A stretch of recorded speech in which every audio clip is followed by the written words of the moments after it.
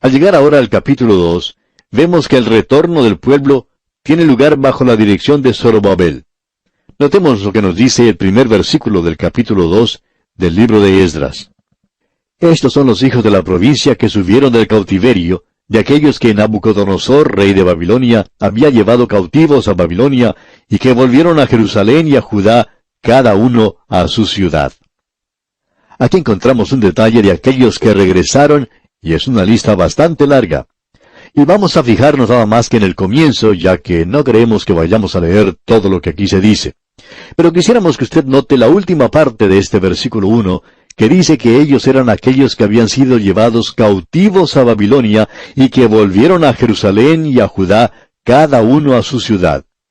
Siguiendo ahora con el versículo 2 leemos, los cuales vinieron con Zorobabel, Jesúa, Nehemías, Seraías, Reelaías, Mardoqueo, Bilsán, Mispar, Bigvai, Rehum y Baana. El número de los varones del pueblo de Israel. Se nos presenta aquí la lista de aquellos que regresaron. No vamos a intentar leer todos esos nombres, ya que sería una tarea bastante difícil el tratar de pronunciar todos esos nombres allí mencionados.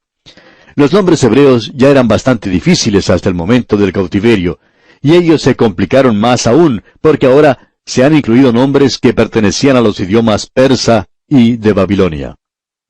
Vemos que aquí se menciona a Nehemías y a Mardoqueo. Y queremos aclarar que este Nehemías aquí mencionado no es el mismo que escribió el libro que sigue en la Biblia, porque aquel Nehemías no regresó al comienzo, sino que lo hizo mucho más tarde y no para quedarse. Él llegó a Jerusalén para realizar una tarea bastante importante, y esa era la de reedificar los muros de la ciudad. Luego, el Mardoqueo que aquí se menciona no es el mismo tampoco que está en el libro de Esther, y por tanto, pasaremos por alto todo esto. Cuando uno pasa algún tiempo observando esta lista, puede notar algunas cosas muy interesantes. En realidad, uno podría pasarse mucho tiempo aquí y sacar algo de valor. Por ejemplo, en el versículo 23 de este capítulo 2 de Esdras, vemos que regresaron, dice, los varones de Anatot, 128. Bastantes fueron los que regresaron. Ahora, ¿qué podemos decir de Anatot? Bueno, era una pequeña ciudad en donde Jeremías había comprado un campo. Era su ciudad. Usted recordará que en su día, ellos estaban próximos a ser llevados en cautiverio. No llamaríamos a esto una buena inversión. Ellos estaban listos para ser llevados cautivos y otras personas se iban a apoderar del lugar. Uno podría irse a la quiebra haciendo eso. Ahora, ¿qué seguridad tenía uno del futuro? En el día de hoy podemos notar muchas propagandas que dicen que usted puede comprar bienes raíces como una inversión porque tienen un futuro maravilloso. Bien, Jeremías compró esto, pero no parecía tener un gran futuro ese lugar. Sin embargo, lo tuvo. Y esa es la razón por la cual Dios le indicó a él que lo comprara, porque ellos iban a regresar. Así es que los varones de Anatot tenían la escritura para esa propiedad, y la podían reclamar porque Jeremías la había comprado y se las había dado.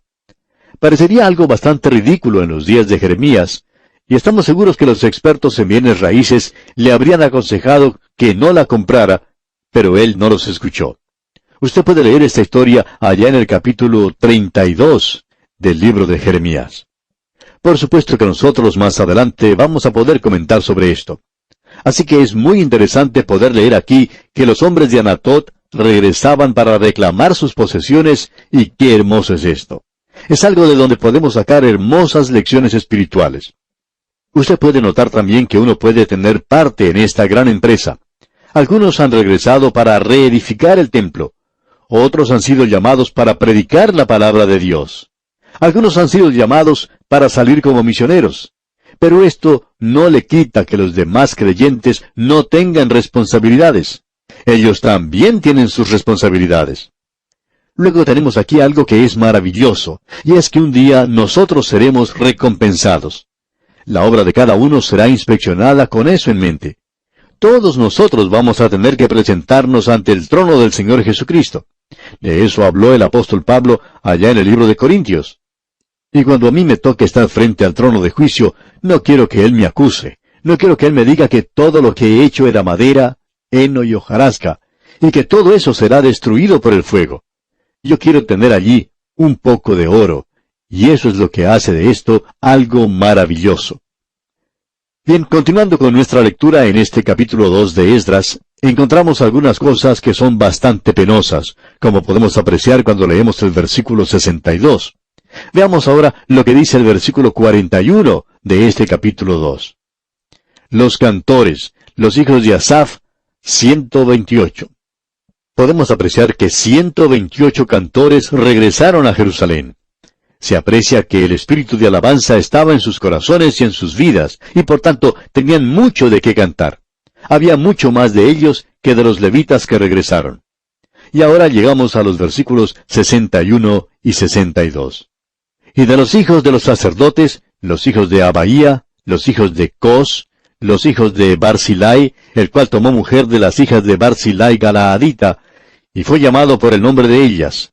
Estos buscaron su registro de genealogías y no fue hallado, y fueron excluidos del sacerdocio. Todas estas personas tenían que declarar su genealogía. Usted recuerda que cuando los hijos de Israel salieron de Egipto, estaban todos clasificados según su tribu, su familia, y cada uno tenía que declarar su linaje.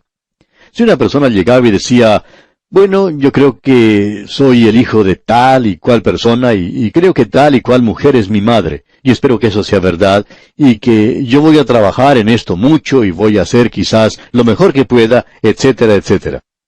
Bueno, esas personas eran separadas allí mismo, al comienzo.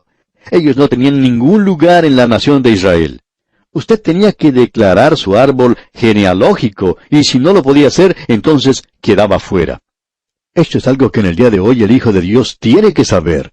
Él tiene que tener la habilidad de decir que es el Hijo de Dios. Yo sé a quién he creído, dice Pablo en su segunda carta a Timoteo capítulo 1, versículo 12. Y usted, amigo oyente, también lo puede hacer. Ahora los versículos 64 y 65 dicen, toda la congregación, unida como un solo hombre, era de 42,360, sin contar sus siervos y siervas, los cuales eran 7,337, y tenían 200 cantores y cantoras. La cantidad de las personas que regresaron fueron 49,897, y los encontramos ahora en camino a su propia tierra. Y este capítulo 2 concluye con el versículo 70, diciendo, y habitaron los sacerdotes, los levitas, los del pueblo, los cantores, los porteros y los sirvientes del templo en sus ciudades, y todo Israel en sus ciudades.